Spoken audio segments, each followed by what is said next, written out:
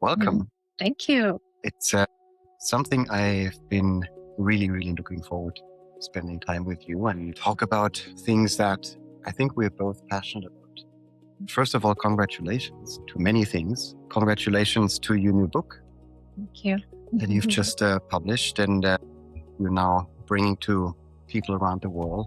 Wonderful. And also congratulations on Wisdom Ventures' second funding round that we just closed with an oversubscribed $77.7 million fund. So congratulations. Thank you. And also congratulations to just always bring your calmness, your wisdom every time you visit here. And so I'm deeply grateful that we today can actually record our conversation and give people access to your wonderful mind and your wonderful heart. Thank you, Frederick. Yeah, it's a joy to be here with you.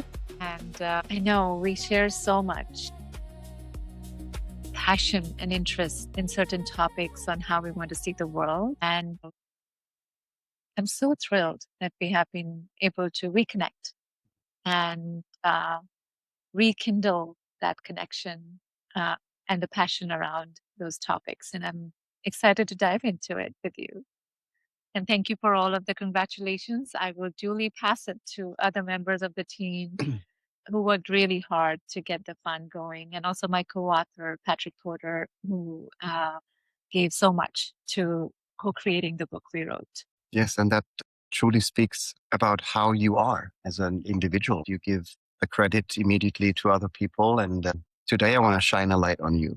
All the work that you're doing, all the mindfulness, and you're on a big mission. You're on a big mission to really bring the world closer together, right? You want to have the world be more connected. You want to bring compassion to the world through access to well-being programs and initiatives. And so it's just wonderful to see that this mission is something that you really drive forward, but also that you have a lot of people that you're helping to really bring their own ideas that they have in this world to life. And so to all the listeners, Ruchika, Sikri here, a very good friend of mine. We've been at Google together working on what seem to be different initiatives, you specifically on mindfulness. My initiatives were more driven on innovation, but I feel like it's the same thing that we've been doing, just through different angles. And we're here today in a geodesic dome. And when you look at these triangles, you see that all these triangles basically hold the whole building together. So there's not one beam that only holds the whole weight of the building. It's all these triangles working together. And it's reminding me of the work that we've been doing, trying to really have many, many people working towards a more innovative, a more creative, a more mindful culture in an organization like Google. And you've been doing that for over 15 years. And you had more than 400 people helping you to build programs that really touched everybody in the organization, from the CEO to the leadership teams to interns to partners of Google. And it's just been incredible to see that. So let's bring us back a little bit before we talk about the future. What was your initial motivation to really bring more mindfulness into an organization like Google? Thank you, Frederick. I think the analogy that you just painted on, these triangles holding this building together, and, any building, like you look at it, the beams and all of the things that come together is what brings things to life. No one of us, none of us can just do it alone. And I think that is another thing that you and I share, the trust in building communities and knowing that the power of that community is so much more. My grandmother used to tell me, you try to lift something with one finger. Like if you try to lift something, it's hard, right? But if you put all your fingers together and multiple hands join, we can move mountains and, really shift things in the world. So, but then each of us have to come together to do that. And I think we had such a beautiful opportunity to be in a position and have the support at Google to be surrounded by not just executives who believed in the programs we launched and scaled at Google, but the community that came along. So many volunteers came and trained in the program that you were teaching, and same with mindfulness and compassion. We had these 400 amazing Googlers doing regular jobs like being an engineer or a salesperson or a finance operator, and they found something in meditation and mindfulness, and they wanted to share it with their peer groups. And my motivation was no different, to be honest. I joined Google in 2006, and I was still settling down in America, even though I had moved here in 1999, close to that time. But it really hit me when I became a mother, that how important health and well-being and a community is, when you're raising a child. I was reading somewhere today that, it takes a village it always has taken a village to bring up humans, but we have now become such isolated satellite families or individuals that it's hard to kind of live in that pattern anymore. And lo and behold, I was managing home life, bringing up a kid, my beautiful daughter, and the intensity of working at Google. I was not doing mindfulness learning at that time. And one day, I just had this like massive heart palpitation. And I was probably in my early 30s. And that was quite concerning. And I went to an on site doctor, all the privileges we had at Google, right? Like right around the corner, we had a doctor office. And the doctor told me, like, just to manage my stress. She didn't ask me to go do blood work or she said, do your normal tests. But I think, you might be experiencing stress when she asked me certain questions. I was working 14, 15 hours a day and taking care of home stuff and trying to like spend time with my daughter beyond just feeding her food and giving her a bath.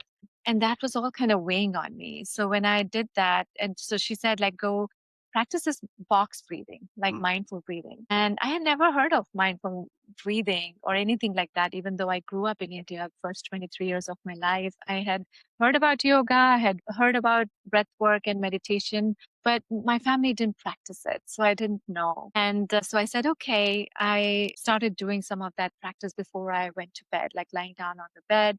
And then I found this group at Google who was meditating in a conference room. I was walking by the hallway and I saw a sign on the Zaragoza conference room in Building 40, as if you would remember, where it said, we meditate here every Thursday at 2 p.m.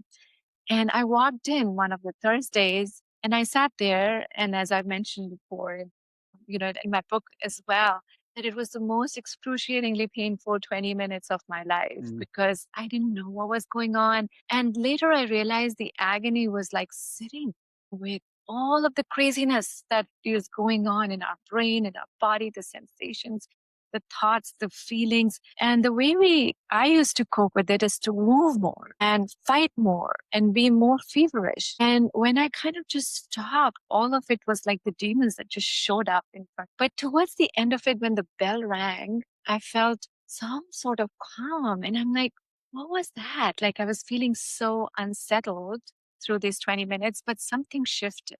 And that was the origination of like my own journey on the path of mindfulness and meditation, working in a high-tech company, very high-paced. And then I volunteered in that space with some of our colleagues like men. That's when Bill and I kind of just came together and started doing some mindfulness programs of scaling Search Inside Yourself, which was our marquee mindfulness program at Google.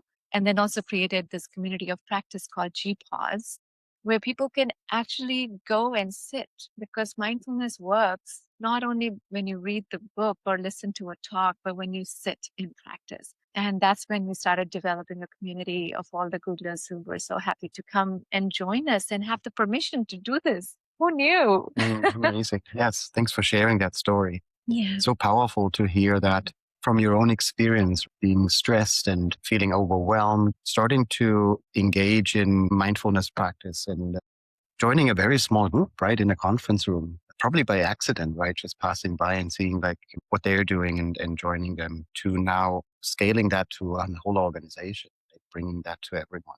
What did you find hardest when trying to really bring like gPause as a program or initiative to many, many people who probably experienced the same, right? They were overworked, stressed out, had many, many hours of work in a company that grew just incredibly in a very short amount of time. So what were some of the roadblocks that you discovered on that? Yeah, I'm trying to jog my memory. I think we very unusually, most of the roadblocks were actually being removed when we Mm, started doing, scaling gPause as if it wanted to enter Google. It mm, wanted to be present. And I think everyone who was involved in it, like just really firmly believed that this needs to exist, all the way from leadership giving us headcount dollar to invite teachers to teach this beyond Meng, who was only the first trained teacher because he wrote a book on it. And initially, I would say we had a really smooth run. I remember when we launched gPause at Google, we invited this wonderful Vietnamese Buddhist teacher, Thich Nhat Hanh. mm. Were you present for that event? I was not, but Okay.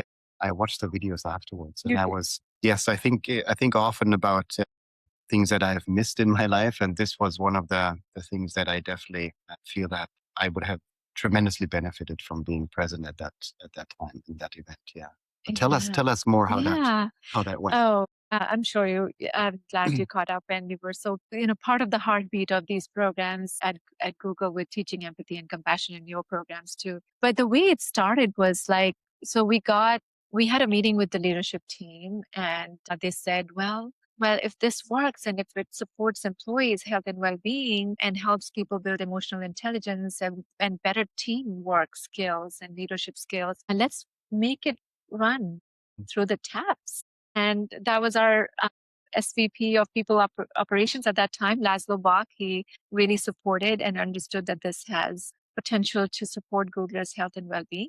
And we're like, okay, we were off to the races. And with gPause, so when we launched it, I think it was August 12th, if I'm not wrong. I remember that day very well. And so someone knew Thich Nhat Hanh. People lovingly called him Thai, which means teacher, a Vietnamese, I think. And he was invited, and we organized an event around him to launch gPause. We printed like this life-size poster, like, probably 16 feet tall, like 10 feet wide, and we put it in Charlie's Cafe few days before, like announcing that this is coming, and everyone was just curious. And it only said gPause; it didn't say anything else. And then Thich Nhat Hanh came, and he brought like his sangha of teachers with him, the nuns and the monks, and they sat in Charlie's Cafe. We had to vacate. No food served in Charlie's Cafe that day.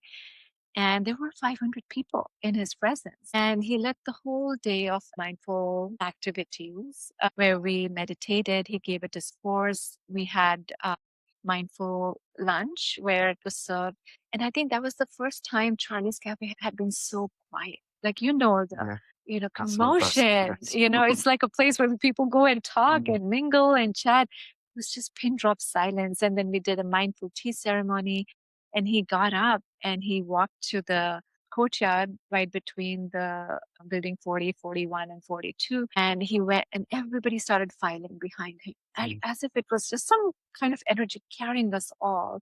And he sat down in the middle of the courtyard with his bell, and everyone sat down, and he rang the bell, and everyone just went into deep meditation.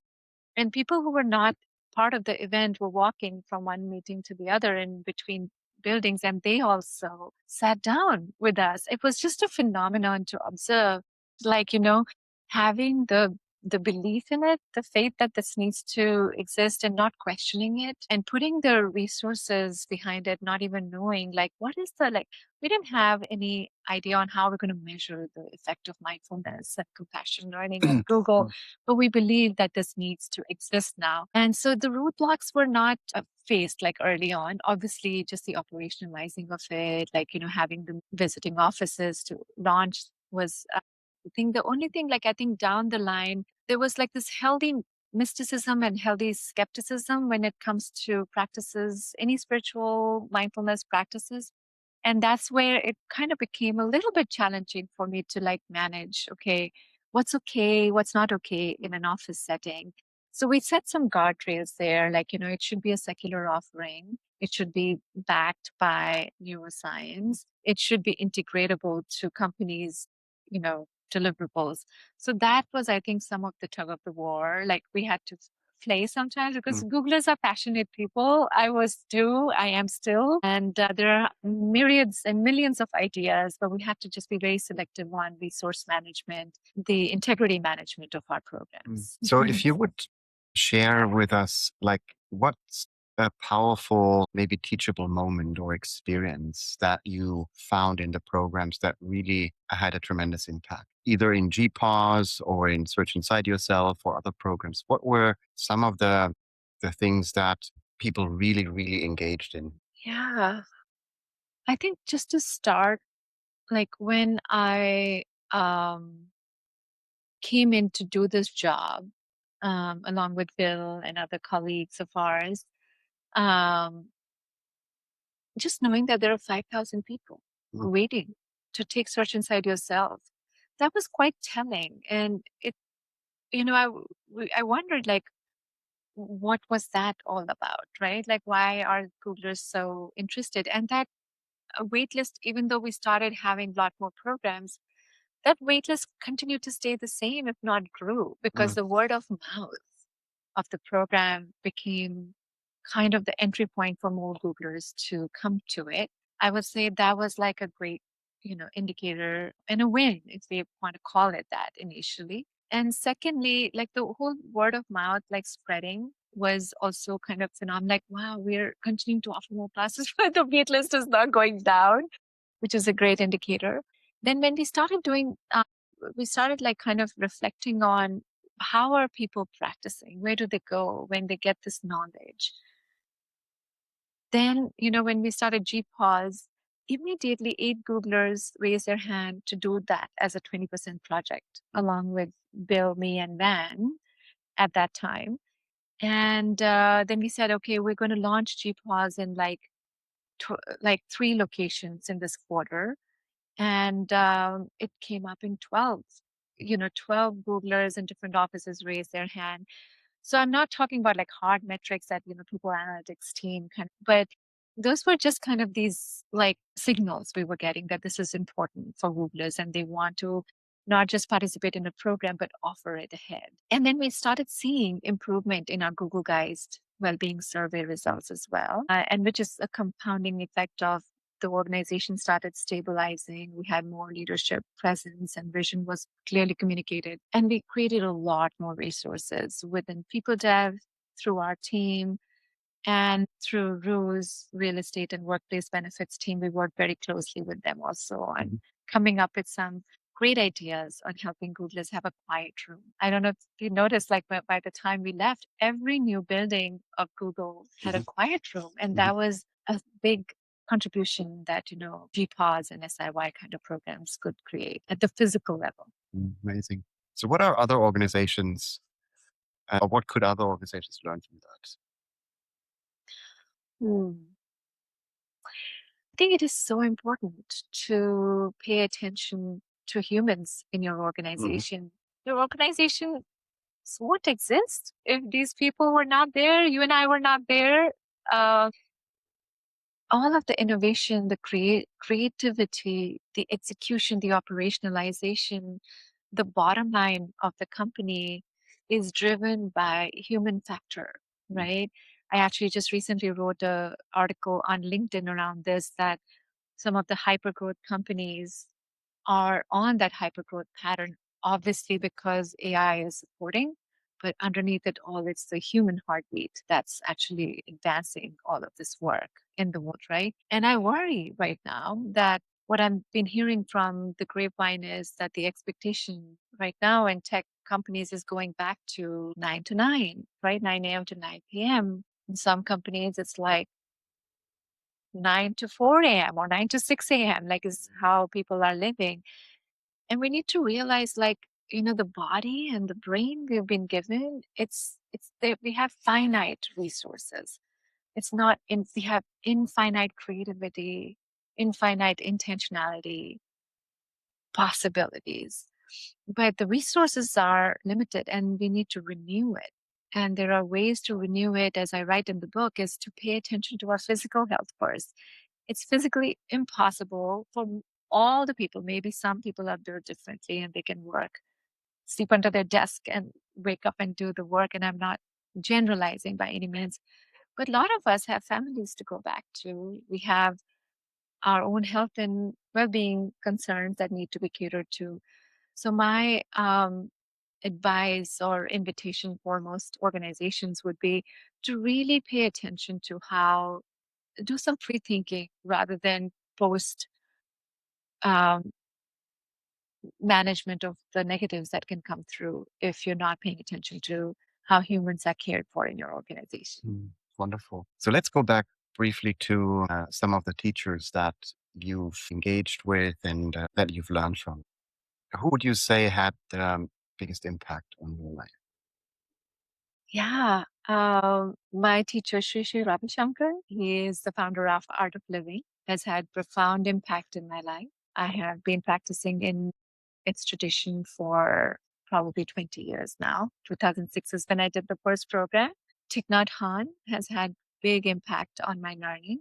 There is just such a beautiful way he narrates Buddhism and the application of it in our real everyday life as a parent, as a co-worker, as a leader of the company, as a contributor to world's well-being and our planet's flourishing. Um, Other teacher, Sharon Salzberg, has been very influential in my journey.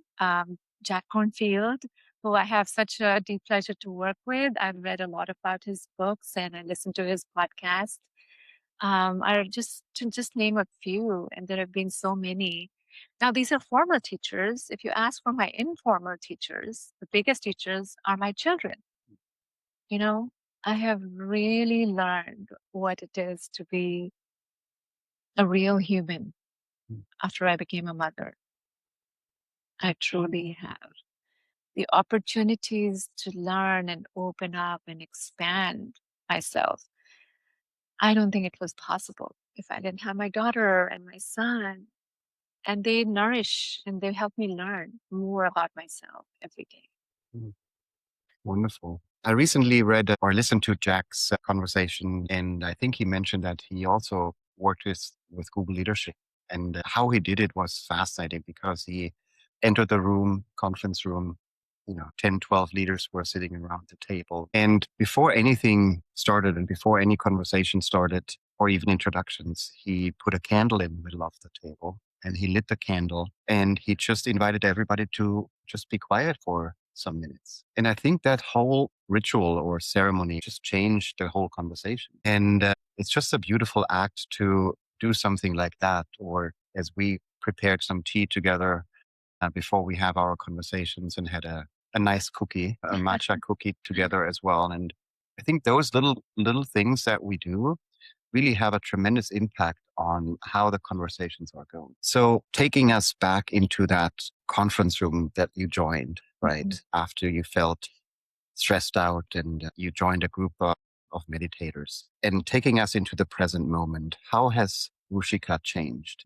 And how has the work that you've been doing changed you? So that's a beautiful question. I think if I had to describe that in one line, um, I would say a big invitation is always in front of me to shift from doing to being. Mm. Tell me more about that. Yeah. So, you know, just a bit of a backstory. Like I grew up back in India where I did not have a lot of resources. So, like for me, having an ability to be independent financially was very important. And it became very clear to me early on in my life. We were safe and cared for, but things got hard financially for my family many times. And I remember I was in eighth grade and I realized like, wow, it's so hard for my mom to every month think about filling the jars with grocery, right? Like how much lentils and rice and things like that. And since then, I've been in this kind of mode of like doing things so that I can like earn. So I started helping her, like, with some home business. Like we would go to these wholesale markets like in New Delhi and buy clothes at wholesale. And then she would put up like a pop-up shop in the house. And that would bring community and friends to our home, which was so beautiful. But, she would also end up making money. So I would do projects like this with her in summertime. I don't think I've ever shared this story before ever, but so, I've been kind of in that mindset of like, do, to get, and so you can survive, right? So even, when I started at Google, it was such a blessing to like get a job. Even my first job at Microsoft, I'm like, in 1997, like Microsoft was the thing, to be the place. And I felt like my doership actually got me into those companies because I was, very focused on my education, being presentable, getting through the interview processes, learning, growing. And I did that all by doing. And I think we just talked about how we have finite resources. And if you keep doing, your heart is going to give up on you, or your brain is going to give up on you, or you're going to fall sick and have chronic and acute diseases that can happen. And I'm grateful that I found myself in that room. And even though it was excruciatingly painful, I realized like my doership is demonizing like my sense of existence, on living in the present moment as I started learning the language around it. And so I think the journey from there, like when I feel tired and I feel the feverishness in me, the simple invitation that shifted of all the years of work, and still there's so much to do, is going from like, am I in the doing mindset again? What can I do to just be? And as we were just having a side conversation before we started the podcast, I'm trying to break out of the pattern of doing my meditation, doing my yoga, and doing social connection. And I'm like, how can I just be in meditation? How can I be in yoga? How can I be in human connection like this? And I think that is the fundamental shift that I hope I can deepen and embrace more between that Ruchika and now. What are some of the practices that you were experimenting with to, as you said, get out of this doing into just being? Like, what are some of the practices? On a very generic level, like I like to cook, and cooking was also a doing for me, but I'm trying to be with cooking. So that is a shift, like really feeling the texture of the onion I'm peeling, or the garlic I'm mincing, or vegetables I'm chopping. Really like sensory pleasures of cooking rather than like, let's get the dinner on table. And sometimes that happens too. I do have steady meditation practice. So, I do 20 to 30 minutes of silent sitting. Before that, I do my pranayama. And, depending on the day, I also try to squeeze in my yoga. But it's very hard to kind of squeeze in everything. So I'm just like in summertime, especially, I'm like, okay, when I need it, I will do it. Right. Like, so not kind of making it a regiment. For social connection, I think is so important. I lost both my parents over the last 5 years, and it has been very uprooting for me to be in this grief and sorrow state. So I'm looking for avenues to connect with my family members back in India, calling my dad's sisters, my cousins, my brother who lives there, just to keep my roots connected. And I'm also trying out this app, which my wonderful friends Richard and Teresa have been at it for like multiple years, called Pure. It's Puur, where you can actually go and do a Pure every day, which is basically compassionate listening and celebrating the vulnerability of our day we can bring into each other. No advice, no guidance, no asking questions. But Frederick, you and I are just sitting, and I can like genuinely bodily listen to you somatically and make you feel seen and heard. That releases so much of this anxiety of like, I'm alone, I'm lonely, because that is a big epidemic that no one talks about.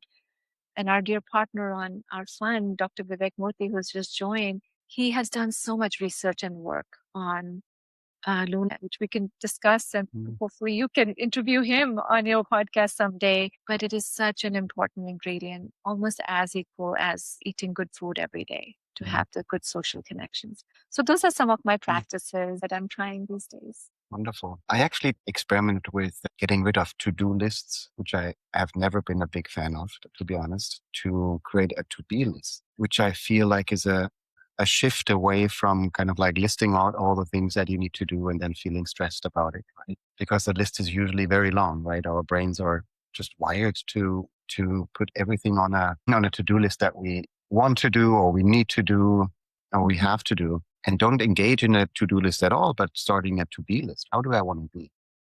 And creating that list. And I think that's a very simple, but maybe better way of approaching life in general. And so thanks for sharing that. And I love the cooking aspect of it. We'll definitely try that tonight. And when engaging in something that you feel the pressure of like to perform because you want to make it good, you want to prepare a good meal, or it needs to be on time, and just releasing that and just be in the moment with whoever you're cooking with, I think is also very important. So how do we build connection? How do we create communities? How do we step out of this sense of feeling lonely into feeling a sense of connecting? That is true, is we're social beings. We know from anthropology study and history study that we have been surviving because we've lived in tribes and communities.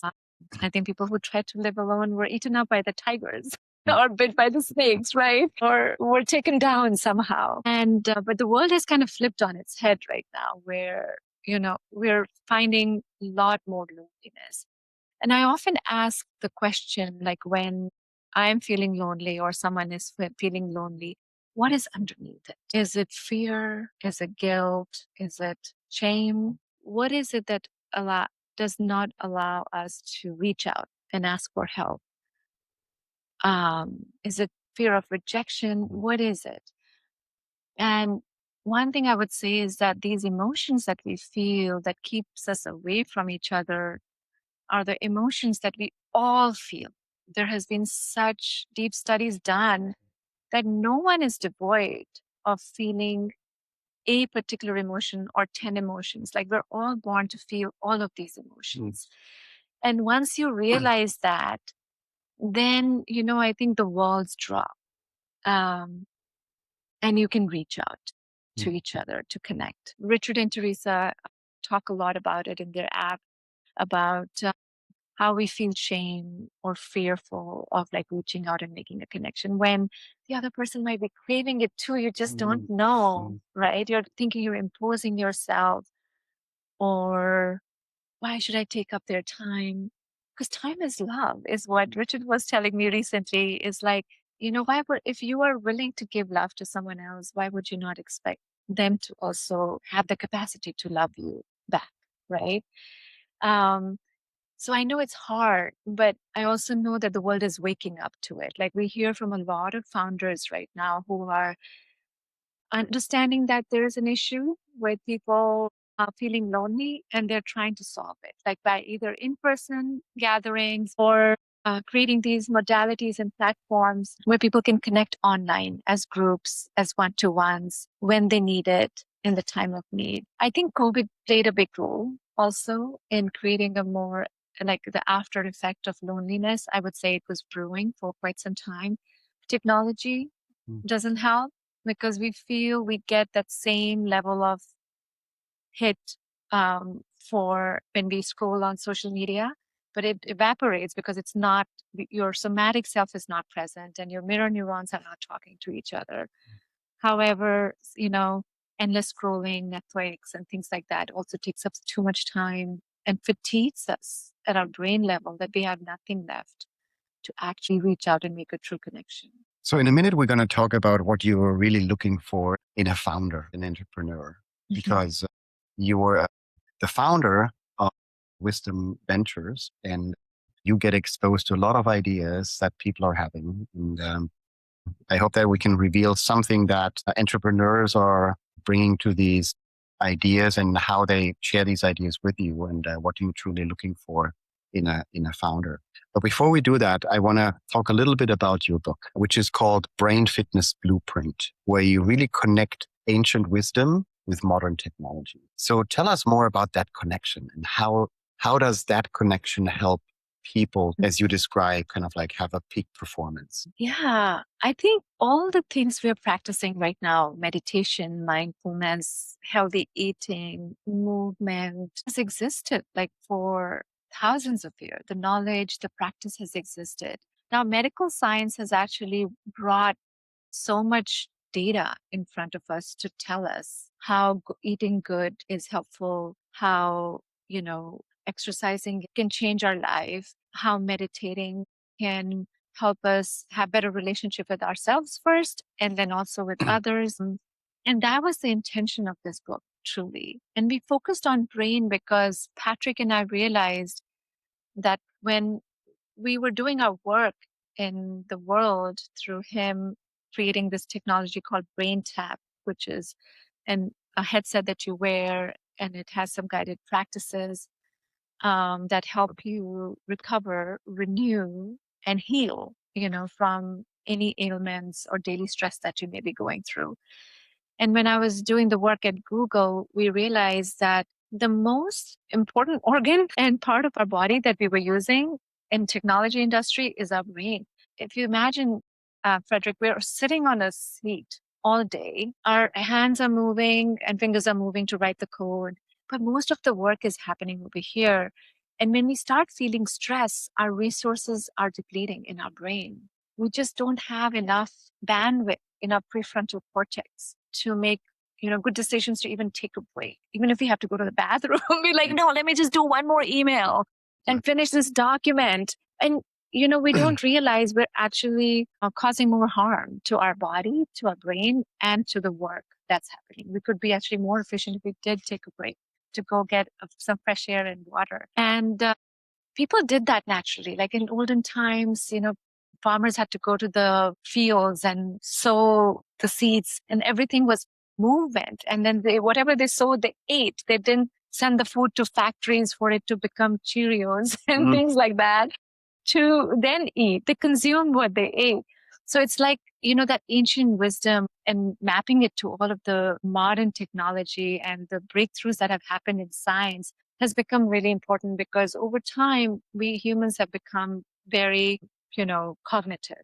We are very left brain, and many of us try to prioritize, the logic of it over the intuitive feeling that we already have. Like if we see cucumbers on our plate and a chocolate brownie, are if we're stressed out, we're probably going to reach out for chocolate brownie and not eat cucumbers, right? Who wants to eat cucumbers? But we know that if we continue doing that over and over again, it's not good for us. So that's where we kind of came into this place of like writing a book on brain fitness blueprint, combining, my study and Patrick's study of ancient wisdom from Bhagavad Gita, Upanishads, Yoga Patanjali Sutras, Buddhist texts, and our work that we have learned through neuroscientists in the meditation mindfulness space, and for him at the physical brain level on how it changes, when you do these kind of practices.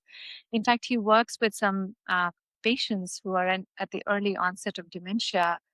And by using the technology that he's created, some of them have actually been able to reverse early stage onset of Alzheimer and dementia and stabilize their conditions. So that was our intention of writing this book. And I hope people are finding it helpful. Absolutely, yes.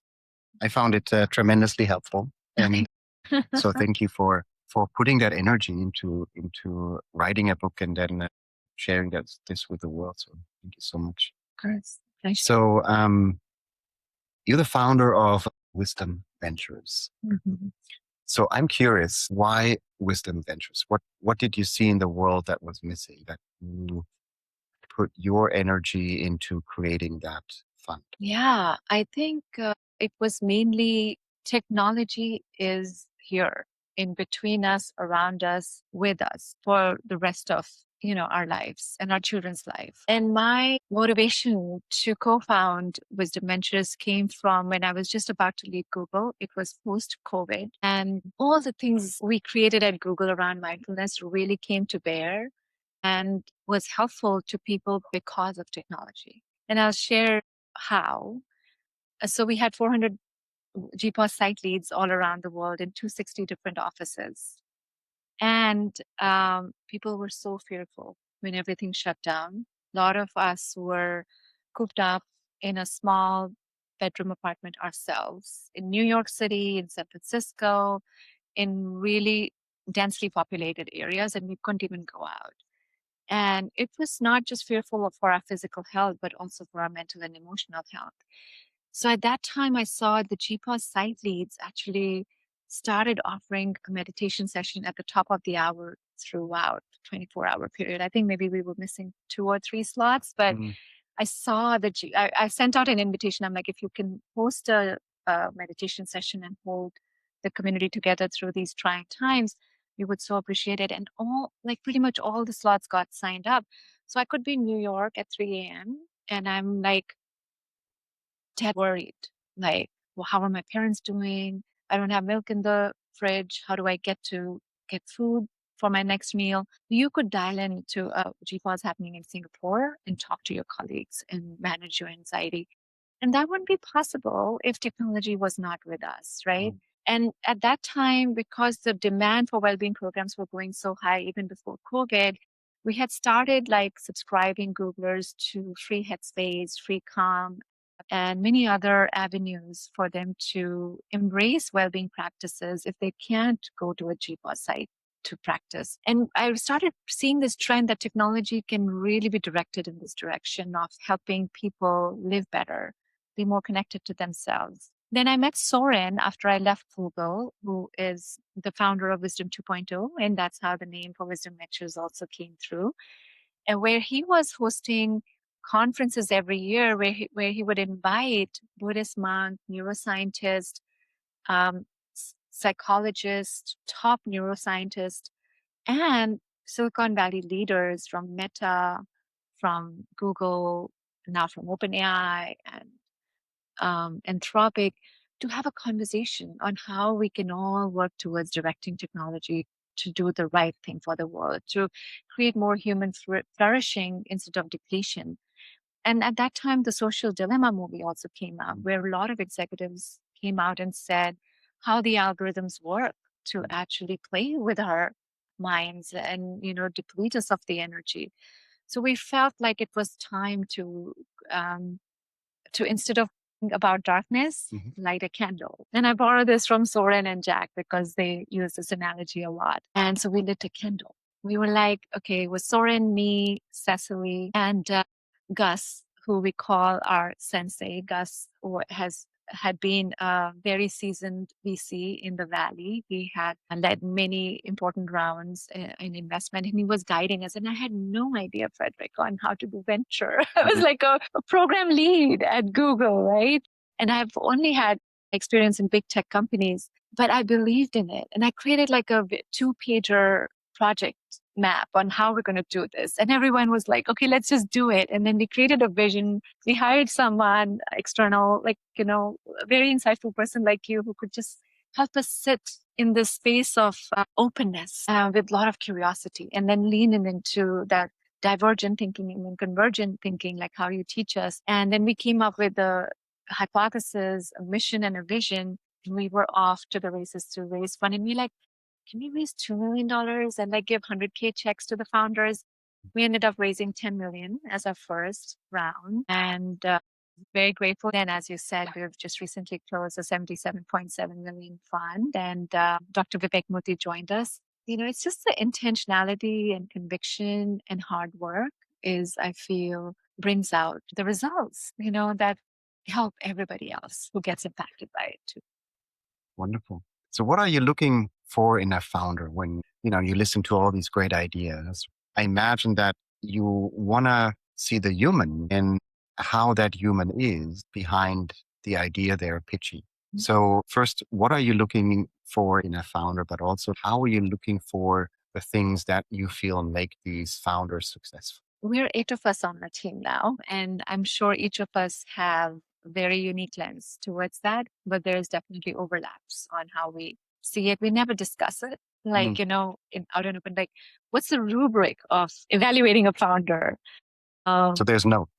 We don't have a rubric, but we have an intuitive sense of what it is. So for me, it is, I was just thinking about it the other day, sincerity of the person, sincerity of, And how do you sense that? it's so intuitive. It comes across. Well, there are some signals. I would say if a founder would come and pitch an idea to us, why does that idea matter to them? What have they experienced as a problem, as a suffering? If this problem was not solved, they or their loved ones or the society at large will continue struggling in some ways or be depleted, or things may get worse if they didn't act on that idea. That's my definition of sincerity, of like feeling the pain to then be able to put the force behind the idea, to say, I really want it solved. And I'm so happy to share most of the founders we meet come with that level of conviction. They've had firsthand or secondhand level of understanding of the pain at the real level, not just a storytelling part of it, but they have experienced it. So I look for that. And I think, just overall, I look for resourcefulness, right? Like it, smartness, not as in like, oh, you're Harvard smart or you are, but like in India, we have this concept of jugaad. Have you heard of jugaad? No. Okay, we should talk about it a bit more. But so How do India you is spell it? Jugaad in English, but obviously, there's a different way to say it, spell it in Hindi. But the reason I bring that up is we have very little resources in India, right? I grew up with very little resources. But if a tap would break in my family, we wouldn't call a plumber because sometimes we couldn't afford it. But my dad would have some way of doing the jugaad to close the tap if the water was getting wasted, or find another tap, even though he was never trained to be a plumber, to go fix it himself. And we all have it in us. Like I call it like this resourcefulness of like, I believe in this idea. I think it matters. It needs to exist. I am all behind it, and I'll figure out how I will make it happen. So there's that sense of doubt is not there. Like, the conviction is there. And resourcefulness can mean that you have the knowledge and you have people around you. You can lean in, you can ask for money, you can ask for support, you can ask for mentorship, you can ask for guidance. I did a startup myself recently with young Pueblo. And oh my God, it's hard to be a founder, much harder, than I have been as a VC, I would say. I sit on the other side of the chair and I look at the deals. But my God, like every day you have to wear a different hat. Like one day I'm the chief executive officer. Second day I'm the chief legal officer. The third day I'm the janitor of the company. I have to do some cleanups, and I have to figure out how to do, pay people and ask for advisors to give us advice and give them an allocation in the company and things like that. So, and the other day I'm a finance person, right? So founders work with very minimal resources, especially when they're at the pre-seed seed idea. And so it's very important to be resourceful and know, this kind of art of jugaad somehow. Then I feel hard work. I think these things don't happen. Like, each of us come up with our assessment, then we share confidentially our own vote and comments. And then, we make a collective decision as a team whether to move forward or not. So if you believe in an idea and the founder, how are you supporting them on the journey to making their vision come true? Are you sharing practices with them that you found helpful? Are you teaching them in some way? Are you connecting them with some teachers that you find insightful? What are the mechanisms that they receive support? From Wisdom Ventures? Yeah. So once we decide to invest in a founder, they have open doors to come to us for anything they want. They know the bench we have and diversity of skills we have on our team as well. Some people are really good connectors to other VCs, to other avenues, which will help their business succeed or their ideas formulate better. Some people are better at organization design and development if they're growing their team, how to build a leadership bench, who to hire, connecting them with the right people. Jack Kornfield, I would say, is really good at going in. How you shared the example, which I didn't know, he did that with Google leadership team. But be present, if he has time and if it feels right, to be with the with the team to help them out through some of the crossroad decisions they might have to make to stay loyal to their values. And so I think it depends on what the founders need. We don't insert or force our way in. We just wait for, well, our founders know that we're just a phone call and an email away if they need anything.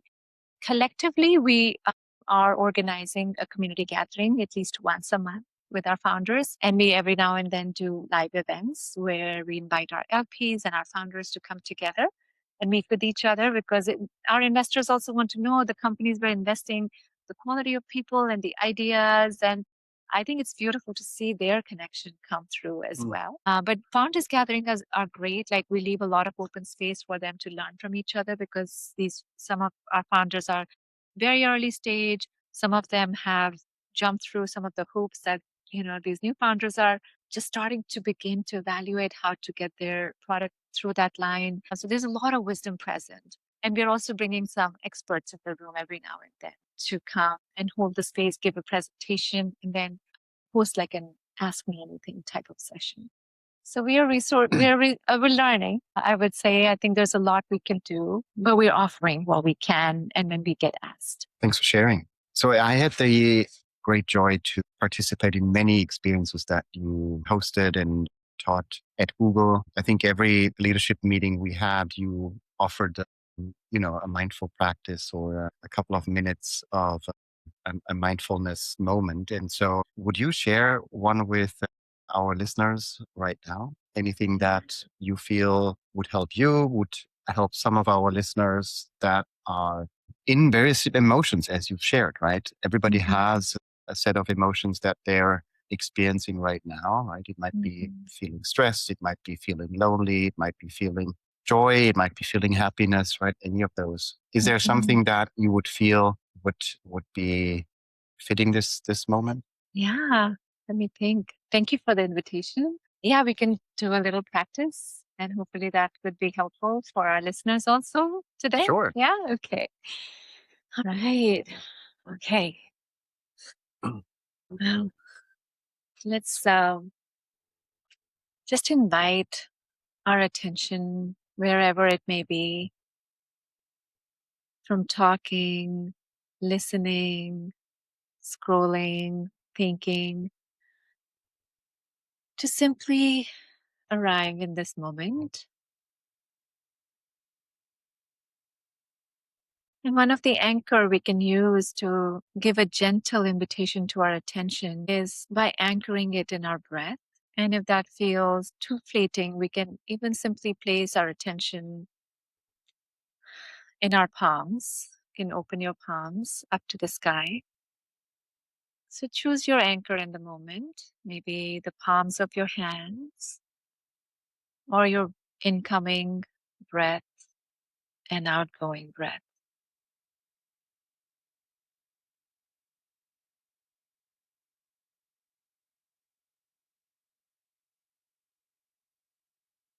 And if you're feeling any resistance to that too, just acknowledging it, it's normal. It takes some time for our brain to shift gears from doing something to being with what is.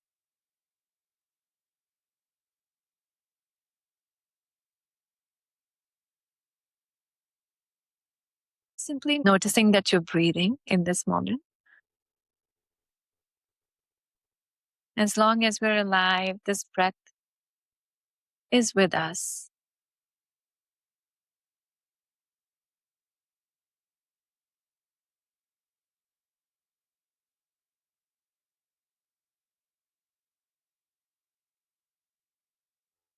Maybe now just inviting this visual of a snow globe into your mind and simply observing the snow globe as if it has been shaken quite vigorously. And you can just shake the snow globe one or two more times and simply in your mind just place it in front of you on the floor or on the table.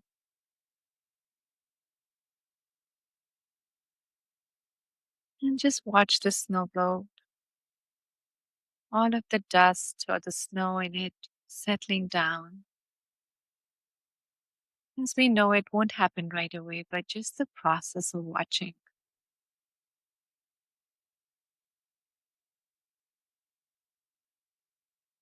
Breathing in and breathing out.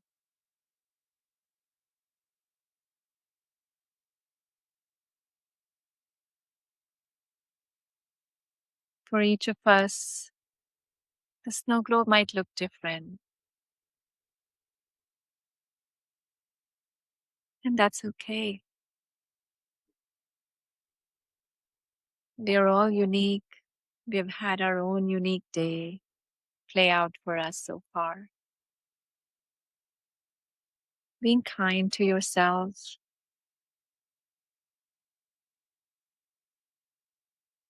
and allowing yourself to just be present.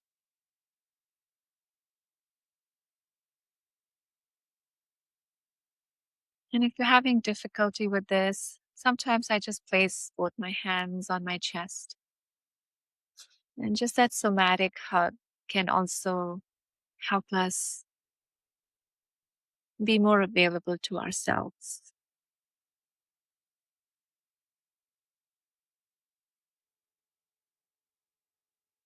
And if you do so, you can now probably feel your breath even more as it enters your chest. And exhale slowly.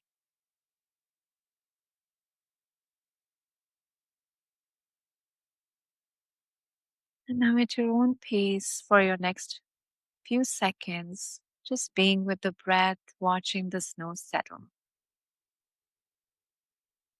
in our own personal snow globes.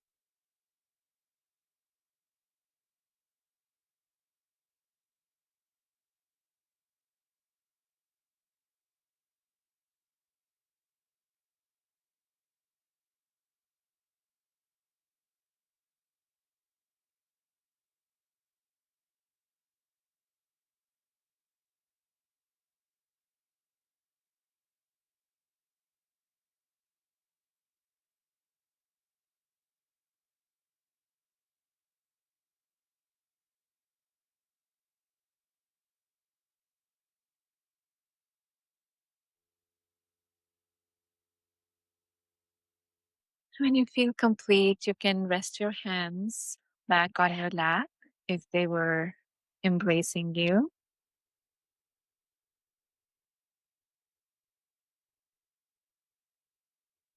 Reconnecting with our breath, our body, this room we're sitting in, the chair or the cushion holding us comfortably, our feet on the ground. Simply observing, hopefully, our snow has settled, even a little bit, or all of it for some of us,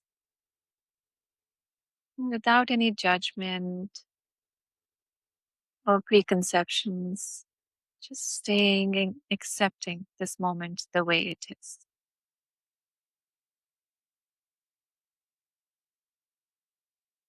And as you feel ready and complete, if your eyes are closed, you can open it now.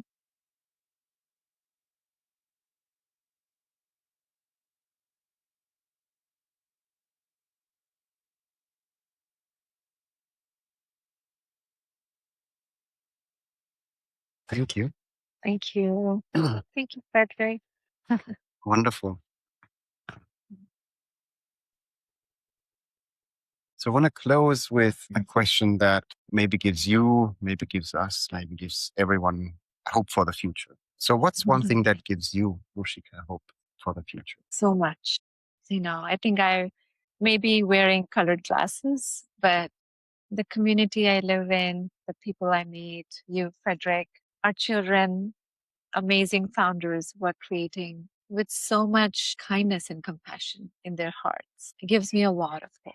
I feel there's a collective awakening happening right now. I'm finding myself more and more in circles, in community, where people are looking deeply into what we're creating and the impact it's having in the world. And just awareness of that, we have opened up to that dimension of looking deeply, noticing, and taking ownership to whatever degree we can gives me a lot of Thank you. thank you. Thank you so much for being here, for who you are, and what you're changing in the world. I think you're a wonderful person, and I hope that you have a chance to give many, many founders the opportunity to make their dreams come true and build technologies and initiatives and organizations that truly help all of us here on this planet. So thanks for who you are. Yeah. And if this episode has sparked something in you, if you feel maybe a little more calm, maybe a little bit more confident, if you feel better in general, please share it with a friend. You can find Ruchika Sikri with Wisdom Ventures online. You can find her book, Brain Fitness Blueprint, everywhere where books are available. This is the future is how. And I truly, truly enjoyed this conversation. So thank you so much for being here. What a pleasure. Thank you so much, Frederick.